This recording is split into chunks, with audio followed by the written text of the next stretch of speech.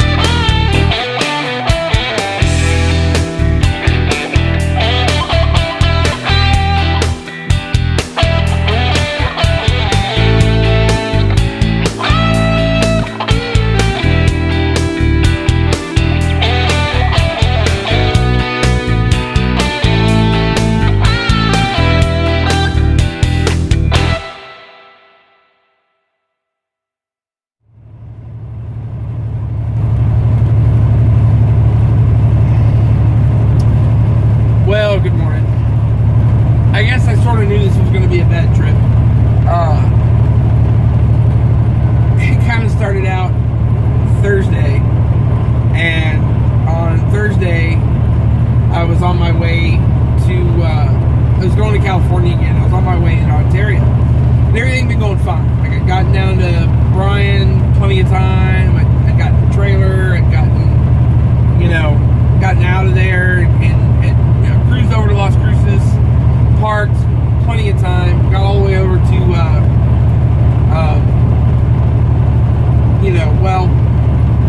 and got all the way in California. Decided I would I'd go ahead and buy a spot over in Ontario, so that way I could have a spot when I got to Ontario. Well, I go to check, they're full. I mean, completely full. There's no room at the inn, okay?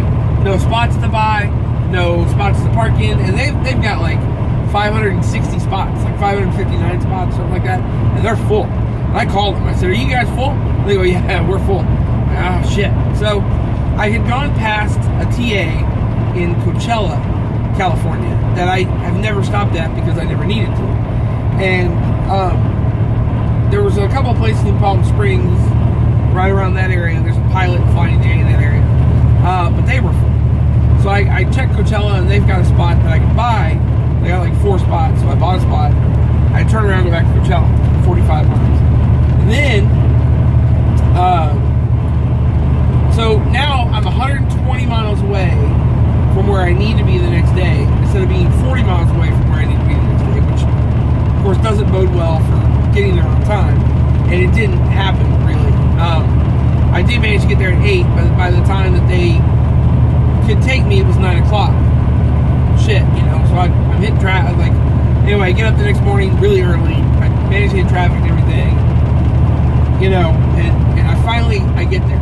8 o'clock rolls around. I'm pulling up. It's 8:01. I'm pulling into the place, and cutting it that close. And these guys are usually pretty good. They get me in, they get me out. Blah blah blah. Well,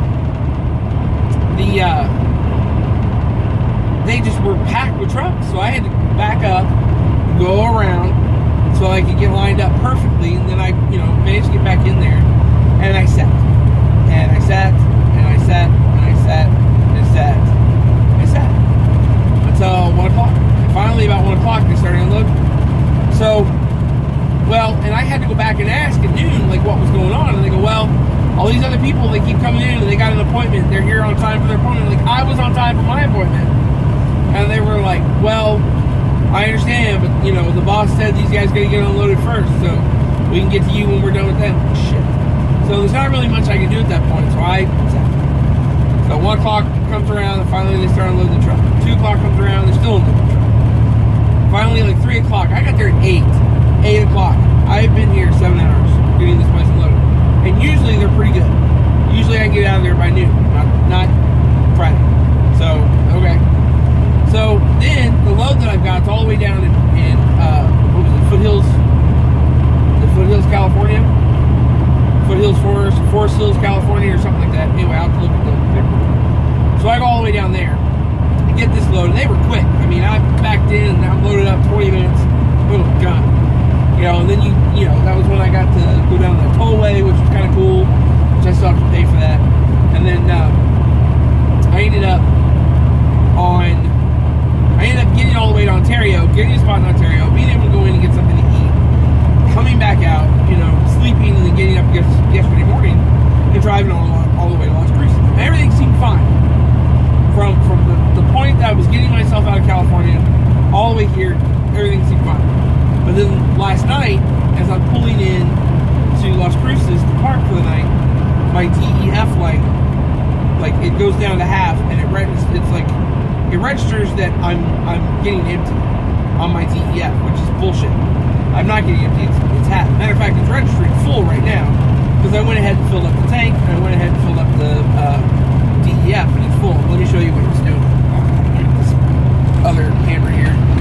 Trying to show you guys what it's doing here. But anyway, so you can see the DEF is flashing at me. And if you look over here, you can see that the check engine light is on. So, the issue is that, I'm going to turn this one off. Okay, sorry about that. What happens is I can't like just expand the video in the app that I've got on the phone. So I have to stop the video and start a new video. Anyway, the issue is that the truck is running. It's not derated.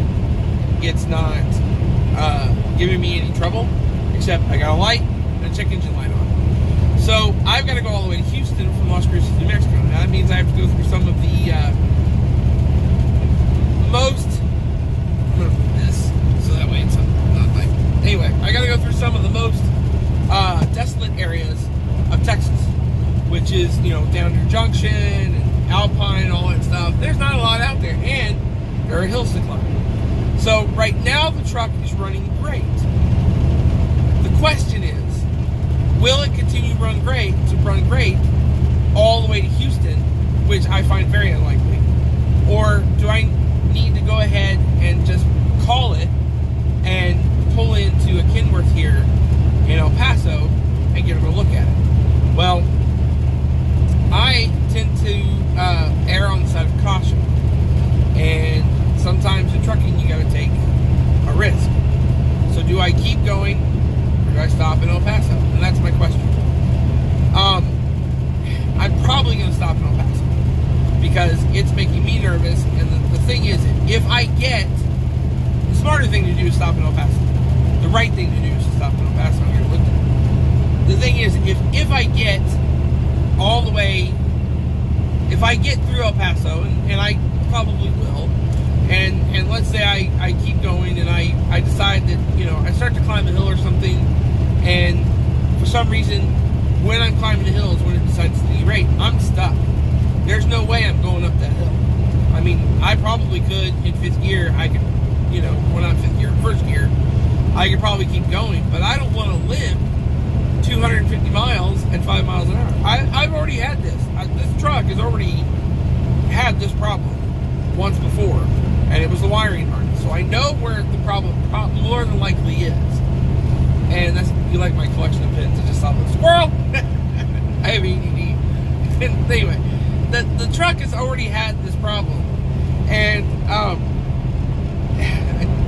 anyway, the truck has already had this problem, and it was a wiring harness. So what happened was, somehow the wiring harness got hot and it melted, and they had to fix it. Well, I keep getting hot exhaust warning, so maybe I need to talk to somebody about that instead of just like, oh, it'll be fine, you know. So I'm pretty sure the problem is going to be the wiring harness, because it was the wiring harness already, and it was doing exactly this with the wiring harness, and I got about, what was it, another 50 miles down the road, which is about where the Kenworth is, before I had a problem, which means I'm probably going to the Kenworth. So, anyway, that's what's going on. Just not, this has not been a good trip to California. I'll be alright. It'll all come out in the wash. And if it doesn't come out in the wash, the next thing you're going to, if I go broke doing this, the next thing you're going to see is me back at Star running damn trucks. So, we're more than likely, I've got all kinds of job offers. I get job offers, not like toot my own horn. I don't have all kinds of job offers, but I do get job offers once in a while. And so I'm sure that if I